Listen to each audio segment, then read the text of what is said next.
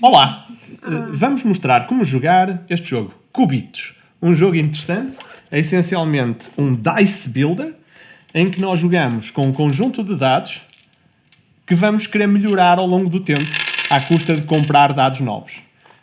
O jogo traz estas caixinhas engraçadas, não é? Estas caixinhas servem para armazenar os dados e depois, quando vamos jogar, abrimos a caixinha, tiramos os dados de um certo tipo, neste caso, os dados castanhos, que têm um símbolo de um cachorro, e pomos os dados em cima da caixa, do lado contrário, e vem para aqui, para um monte de caixinhas prontas a jogar. Portanto, desta forma, nós temos aqui cada tipo de dado disponível para rapidamente termos a mesa organizada e podermos então jogar.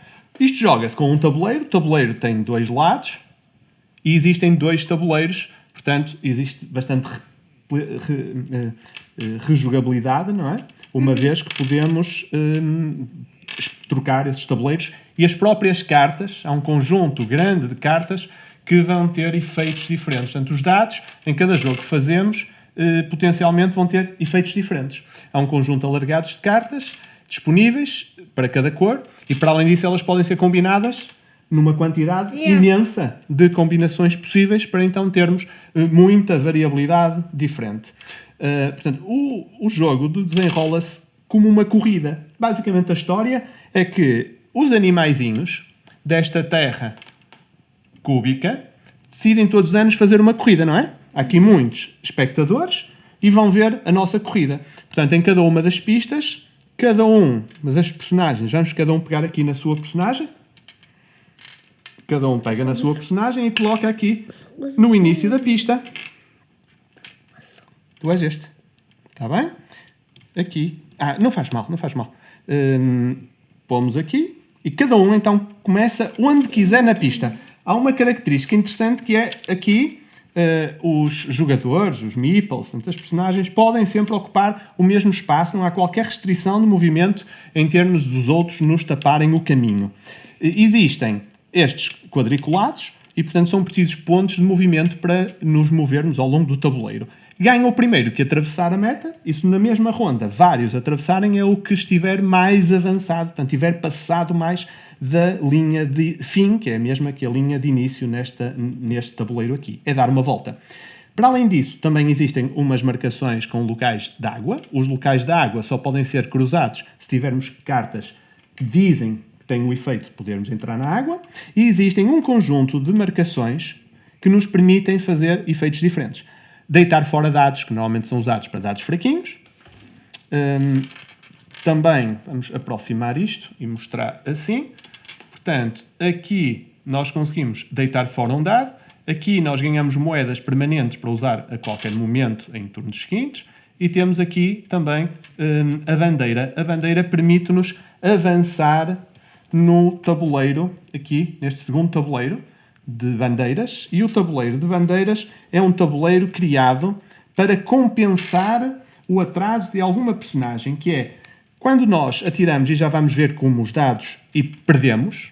Isto é um jogo em que se testa a sorte e se pode rebentar. Quando rebentamos, como compensação, nós vamos poder mover-nos neste tabuleiro. E quando movemos para uma casa do tabuleiro, existem então recompensas, como por exemplo, receber moedas, ou então poder atirar dados a mais, que são estas mãozinhas. Portanto, no início, as personagens estão todas aqui no 0, sem entrar no tabuleiro, e os vários marcadores de corrida estão aqui onde quisermos. Podemos pôr aqui onde quisermos. Vamos então só demonstrar. Cada ronda é jogada ao longo, essencialmente, de quantas fases? 6. 6 fases e depois o descarte. 7 fases. Portanto, a primeira fase, existem aqui cartões que nos mostram e ao longo dos quais nós vamos deslocando os dados. Portanto, eu vou pôr este aqui, este aqui, se não te importas, fazemos este. E, portanto, como é que isto ocorre então? O primeiro jogador, o primeiro a jogar, vai ter este dado adicional. Este dado não conta para o limite e este dado tem 3 faces que permitem então ganhar algo. Uma face que dá uma moeda permanente, uma face que dá 1 de movimento e uma face que dá 2 moedas temporárias. Ok? Portanto, cada jogador pega até ao limite da mão, no início é 9, e que depois podemos então aumentar, como vimos, com bónus, e pegamos nos 9 dados estes, que os dados iniciais, estes cinzentos, são muito fraquinhos, não é? Quantos lados têm com cara? Só dá uma moeda. O cinzento claro só tem um que só dá uma moeda temporária, e o escuro que tem, quantos lados? 2. Uma moeda temporária, ou 1 de movimento. Portanto, a ideia ao longo do jogo é nós irmos melhorando isto. Como? Usando estas moedas temporárias, portanto, as moedas do turno, para comprar novos dados. Também Dados podem ser esses, moedas temporárias, mas as moedas temporárias também servem para andar. se tivermos várias destas moedas no turno, várias moedas que não queremos usar para comprar dados, podemos gastar 4 moedas temporárias para ganhar 1 de movimento. Portanto, cada um atiraria os seus dados e o que acontece é que qualquer figura, portanto, qualquer lado de dado que não seja branco, vai ficar aqui na zona ativa. Depois pegamos nos outros todos e temos de decidir. Atiramos outra vez ou ficamos por aqui. Se atirarmos outra vez, estamos a arriscar o único cenário em que perdemos, em que rebentamos, perdemos a ronda, que é saírem tudo caras brancas. Portanto, neste caso saiu mais 1, e portanto eu vou adicionar este 1 à zona ativa e atiro outra vez. Como ainda só tenho 2 dados na zona ativa, 2 1s, ou um 1 e um movimento, neste momento, mesmo que me saísse tudo em branco, eu não rebentaria. Só a partir do momento em que tenho 3, e agora tenho 4, agora sim, se eu atirasse tudo brancos, rebentaria. Ainda tenho mais 2 que vou juntar e vou parar por aqui, com 3 dados por usar. Estes dados por usar vêm para a zona que diz roll, portanto para a zona de atirar, e vou ser obrigado a usá-los no próximo turno.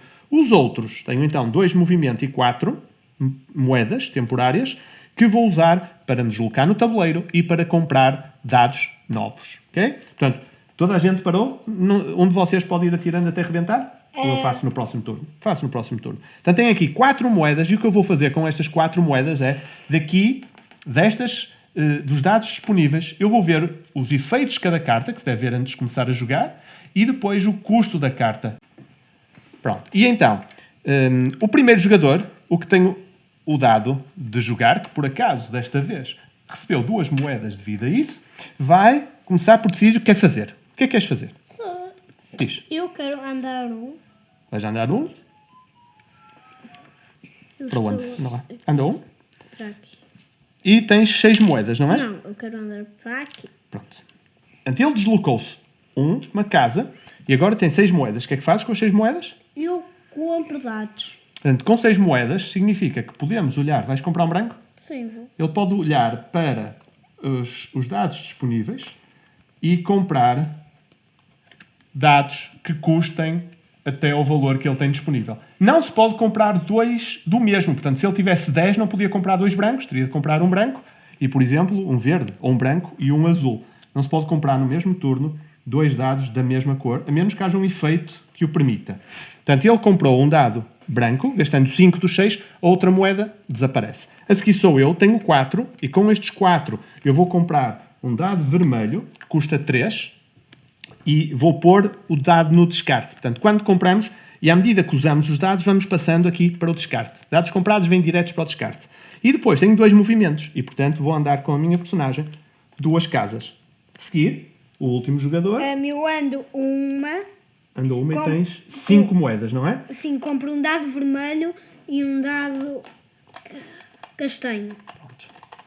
Portanto, custa 3 mais 2, 5. Estão gastas as 5 moedas.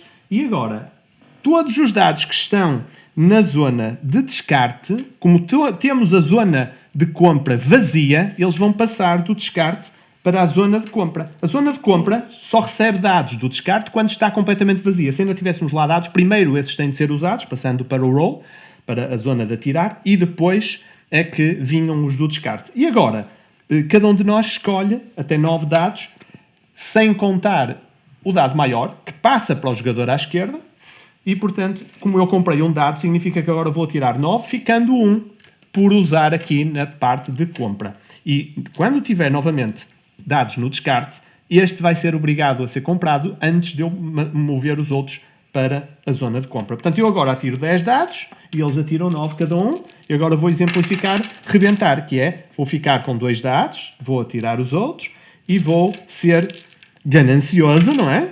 E atirar até rebentar. Separo um. Existem dados que permitem... Já arrebentou. Existem dados que permitem não perder ao rebentar, portanto, atirar outra vez, por exemplo. Existem dados que permitem ser movidos, mesmo que saia algo, ser movidos de novo para a parte de atirar, etc. Portanto, há muitos efeitos que se devem tentar combinar sinergeticamente. Precisas de um dado? Podes usar este? Pode ser? Pronto. E, portanto, eu agora, como exagerei nas minhas tentativas de tirar dados e fiquei com todas as caras vazias, todos os lados em branco, então vou perder os dados que estão na parte ativa. Vão para o descarte automaticamente. Portanto, eu tinha aqui 3 pontos que deixo de ter e não consigo fazer nada neste turno. Os que atirei e saíram em branco ficam aqui no roll. E eu posso, como perdi, posso mover os que eu quiser para o descarte. E eu vou mover os dados bons para o descarte. Aliás, vou mover todos, porque me dá jeito que eles passem todos para o draw, para escolher quais é que quero comprar a seguir. E depois disso, vou mover uma casa no tabuleiro aqui das bandeiras, que, como para compensar o facto de ter perdido, me vai depois começando a dar bónus. Portanto, com isto, agora, o que é que tu queres E fazer? eu também perdi. Tu também perdeste? Sim. Ok. Atiraste demais, ficaste com 4 vazios. Portanto, isto passa para o descarte. Queres passá-los todos? Sim? Pronto. Tens este. E agora, como temos ambos temos um no draw, nós vamos ser obrigados a escolhê-lo a seguir. Também anda um ali. E tu, o que é que tens? Portanto, tu tens um movimento. Uma luta. Uma luta. Este aqui de espada, o que a carta diz é que ele ganha 3 moedas permanentes. As moedas permanentes... ganhar. Se for quem tem mais espadas e nas cartas diz como desempatar, se vários tiverem a mesma, ele ganha 3 moedas permanentes que ficam junto ao seu tabuleiro de jogo e que pode usar depois mais tarde. Estas moedas são muito úteis porque permitem andar diretamente no tabuleiro por cada uma, em vez de ter de gastar 4 das temporárias por um movimento. Portanto, é bastante mais eficiente esse tipo de movimento.